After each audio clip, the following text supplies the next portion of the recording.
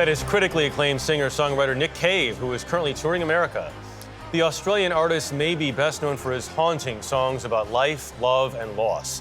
But in his latest best-selling book, Faith, Hope, and Carnage, Cave explores those topics through strikingly candid conversations. Anthony Mason recently visited Cave in London. Anthony, good morning. Good morning. Nick Cave experienced the most profound grief over the past 8 years, but he says he's come out the other side. And both the book and the music that he's created are surprisingly hopeful and uplifting.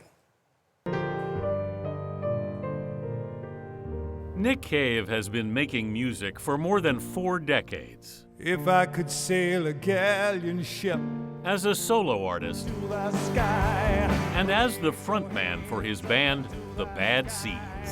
raise your hands up into the sky. Is it any wonder, oh my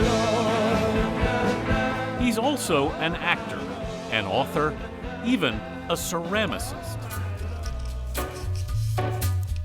Music's a little Atmospheric. yeah, kind of lives somewhere. I don't know. I can't see it. Where is it?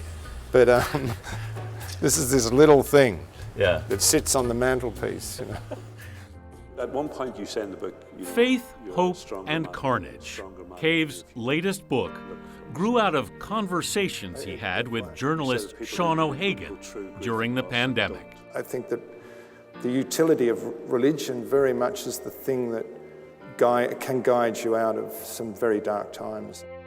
All through Cave went through some of the darkest 8 years ago when his son Arthur died after falling from a cliff. He was 15. In the book, Cave lays bare his grief. How difficult was that for you? It was a relief in a way. I could feel it literally rushing through my body and bursting out the ends of my fingers, Cave says. A kind of annihilation of the self, an interior screaming. It was a strange experience for me because it was very public to know what had happened to me. Everyone knew about it. Fans started to write to him. For so long has my grief been an inextricable part of me. Alison. He answered on a website he calls the Red Hand Files. Did you feel the need to speak in some way? You did? Yeah, I just didn't know how to talk about things, and I didn't know how to articulate my loss. And I basically learnt that through writing the Red Hand Files. You said that fans, in effect, saved your life? Yeah, I would say that they certainly saved me a life of internal thinking. I'm curious what role music played for you in this. Music for me, and especially songwriting, is a kind of abstract way of articulating loss. Music has that extraordinary potential of taking extremely complex things and sort of packaging it in a universal language that we can all kind of understand. glowing circle on my head. With collaborator Warren Ellis, he wrote Ghosteen, an album inspired by the spirit of his son.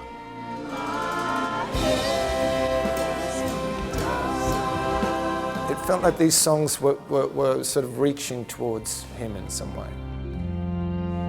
I am beside you.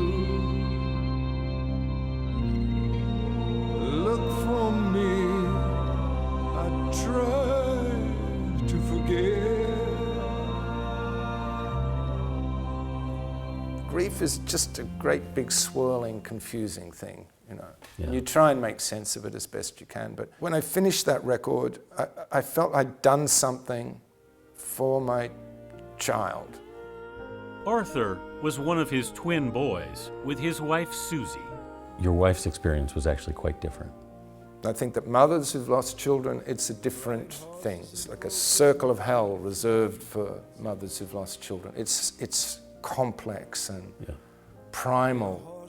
But Cave says she channeled her grief and her energy into her work as a dress designer. I could see the transformation, which I found extremely moving. The words you use in the book are that a strange, reckless power came out of your grief. Yeah. What was that power?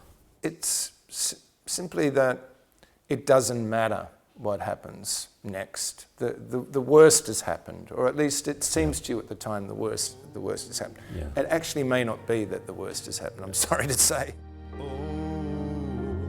Last year, the worst happened again. His son Jethro, by an earlier relationship, died at 31. It was very, very difficult, that. It was very, very difficult. I think that sense of loss makes us the sort of soulful people that we can be, that we are not when we're young. Do you feel like a different person? Yeah.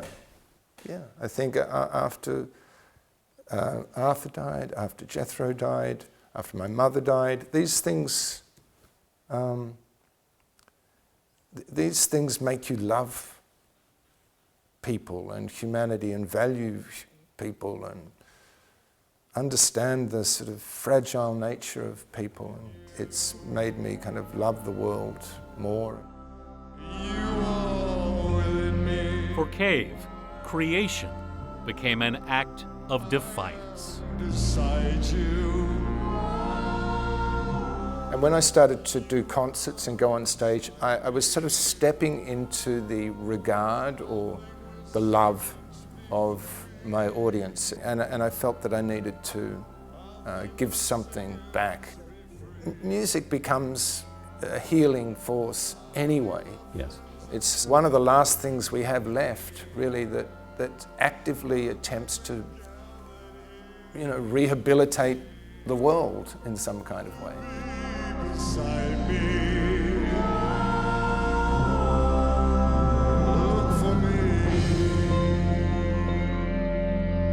Thank you very much. Thank you for coming along. Just beautiful people. Thank you. Nick Cave celebrated his 66th birthday yesterday, so happy birthday to Nick.